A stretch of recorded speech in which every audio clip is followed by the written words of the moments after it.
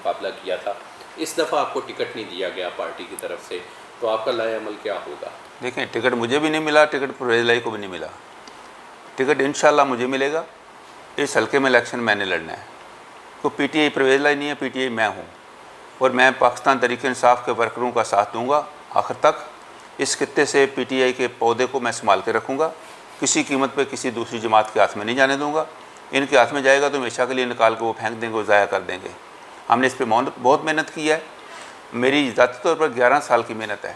मैंने कोई फैक्ट अपना पीटीआई की एक आवाज़ आई है तो पूरी जान के साथ, पूरी हिम्मत के साथ उसको फॉलो किया है। गुजरात में तारीख़ का सबसे बड़ा क्रैकडाउन मैंने पीटीआई की तरफ से बर्दाश्त किया है। मेरे वर्करों को जेलों में डाला गया, मेरे ऊपर एफआईआरें काटी गई, मेरे मजदूरों की टांगें तोड़ी गई, टखने तोड़े गए। 4 दफ़ा मैंने हाई कोर्ट से रिटर्न लाई। तो इस सारी सूरत हाल में अब मैं पाकिस्तान तहरीक इंसाफ के वर्करों को इंशाअल्लाह तनहा नहीं छोड़ूंगा, हर हालत में उनका साथ दूंगा।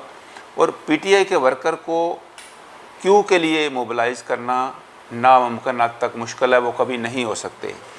अगर ये गैर फितरी इत्तेहाद बनाया जाएगा, इसका असर क्या होगा कि दोनों पार्टियां मिलकर बुरी तरह हार जाएंगी, और फ़ायदा किसको पहुंचेगा? नून को पहुंचेगा। तीनों जमातें अलग अलग अपना अपना इलेक्शन लड़े। अगर क्यू को बड़ा शौक़ है इत्तेहाद करने का हमारे साथ, इलेक्शन जीत कर आके सीटों के ऊपर हिस्सा दे दे और बैठ जाए अपना हिस्सा लेकर। और अगर इसको इससे पहले शौक़ था तो पाकिस्तान तहरीक इंसाफ में शामिल होकर खान की साफ में मुल्क की खिदमत के लिए कहते जी हम लाइन पे आ गए हैं, मेरिट के ऊपर टिकट उनको मिल जाता जो मुझे मिल जाता। मुझे इस चीज़ पे कोई इतराज़ नहीं है। लेकिन जो कुछ हो रहा है, अब वो अपनी मीडिया कैंपेन बना के पीटीआई को खाली ब्लैकमेल कर रहे हैं। कहीं से उनके पास हायर लेवल से कोई लिखाई पढ़ाई कुछ नहीं है, खाली उन्होंने कुछ 2 साल कबल से लगाया हुआ कि हमारा इत्तेहाद हो गया, हमारा इत्तेहाद हो गया, हमारा इत्तेहाद हो गया। अगर उनका 2 साल पहले भी इत्तेहाद हो गया तो खान साहब ने भी कह दिया, नईमुल हक ने भी कह दिया, 3-4 दफ़ा हम ये सारी चीज़ें क्लैरिफाई करके लाए। किसी ने इस इत्तेहाद को वहाँ नहीं माना।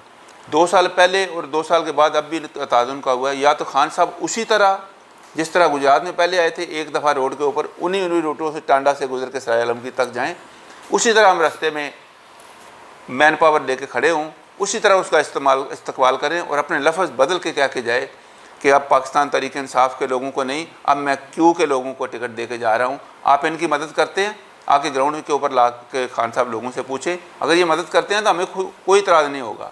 लेकिन पीटीआई का वोटर अगर मोबिलाइज नहीं होगा, घर में बैठ जाएगा, वोट नहीं डालेगा या नून को डाल देगा, दोनों हालतों में पीटीआई का में नुकसान होगा और क्यू को तो ऐसे ही कुछ नहीं मिलेगा, क्योंकि ग्राउंड के ऊपर वो पोजीशन नहीं है जो बना के बैठे हुए हैं।